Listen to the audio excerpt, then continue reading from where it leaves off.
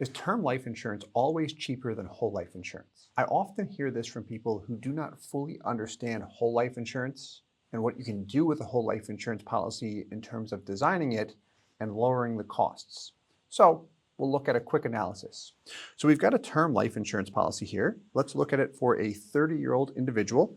We'll assume that he has a standard health rating, meaning not preferred, and he's buying a $250,000 term life insurance policy with a 30-year term. So the annual premium with an A-rated company might be about $400. So what that means is if you spend $400 per year and you pay that every year for 30 years, so over 30 years, you're going to pay a total of about $12,000. So after that period of time, how much do you get back of that $12,000? Nothing. It's all gone. So term insurance is a lot like rent. Now, the argument of going with a whole life insurance policy is from a cash flow perspective, well, you're going to pay a lot more in premium. For a $250,000 whole life insurance policy, you might spend 10 to 20 times the amount. Well, if you just price quote it for basic life insurance, the answer would be yes, that's true, but you can easily design a policy to keep the cost very, very low. So let's call it design for low cost. So let's look at the same 30-year-old male with the same standard rating, and what we'll do is just target a $250,000 whole life policy. We're going to blend it with whole life and then what's called a term insurance rider. And what this will do for us is keep us at the $250K target, but it'll also keep our cash flow low. So let's look at a side-by-side comparison to do this. So first, we've got the term policy, a little bit less than $400 per year. You're at $388 per year or $32 per month. Straightforward, term life insurance gets the job done. If I want the lowest possible monthly premium for the most life insurance, term life insurance will do that for me. However, check this out. So here's the same 30-year-old individual, and instead of $32 per month, you're at $50 per month. Your life insurance benefit is the same $250,000. The difference, however, is you are building some equity or cash value. So if we look at the end of the road, 30 years in, with the term policy, you have spent $11,640. And after 30 years, assuming you're still alive, you have nothing. There's no life insurance and no cash to show for those payments.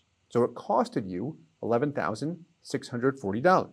Whereas with the whole life insurance policy, you paid $600 per year. So your total out of pocket was $18,000. And your cash value is just about $15,000. So if you said, I want out, like 30 years, I don't need the life insurance anymore. Just like the term life insurance product, I'm forced to make that decision where it's gone. Or with this, if I said, okay, I don't need life insurance, I'll just cash it out, what happens? Well, if you just walk, you get a check for the cash value, 15 grand. So if you spent $18,000, which $600 over 30 years is that much, and you get $15,000, what's the actual out of pocket here? $3,000.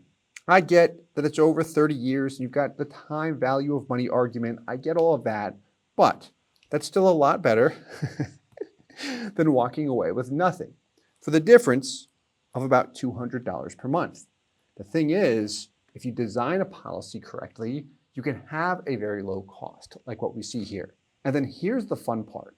With this exact same policy, you can add more money to it, and you can do it in a way where your death benefit stays the same, but that cash value grows faster.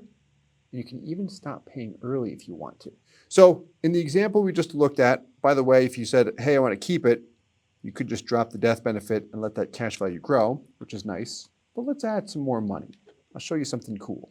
Here's paying a total of $100 per month. You'll notice that your $600 premium is exactly the same, but we added another $600 toward what is called our PUA, or Paid Up Additions Rider. I like to call this a cash dump in because it's going to feel like you're dumping money into cash value. See what's going on here? Also, you'll notice that you have more in cash value than what you paid much earlier than the minimum premium example. Now, it's still not attractive at all, but we're not prioritizing cash value in this setup. This is just, how do I get life insurance at a low cost? And if I want to add extra, I build some cash value. Check this out. What if you double up again? So now we're funding $200 per month, and we also stopped funding the policy early. So we initially planned to fund for 30 years, but then we started adding extra money, and we said, you know what? I'm going to stop here, 20 years in. There you go. So you've got cash value, and the life insurance benefit lasts forever. And you can double up again if you want, or I won't double up, I'll just add another 100. But what's going on here? We added more money, we stopped paying earlier, and the cash value grows at a much faster pace as well, which is really what we want here. And this is really only if this works for you. Some people will look at this and say, well, I can just go with a term policy and the extra money I'll save somewhere else. Whether it's in the bank, maybe I want to invest in mutual funds, whatever works for you is exactly what I would do.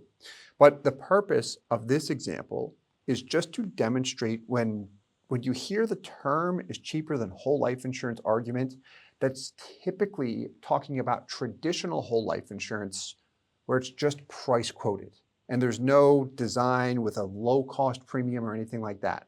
If you do things right, you can keep the premium very, very low, and you can also set it up where you have the ability to add more money to it, which also accelerates the cash value growth. So is term life insurance always cheaper than whole life insurance? From a cash flow perspective, on a month-to-month basis, the answer is usually yes. When I look at the cumulative money that's been paid in, I would say that the answer is often no, because I get nothing back with term, and I do get money back with whole life, whether I decide to cash it out, or I could let that cash value ride, and the death benefit also grows over time as well. So I hope you enjoyed this video. Let me know if you'd like to see more on this topic, and as always, I hope this helps.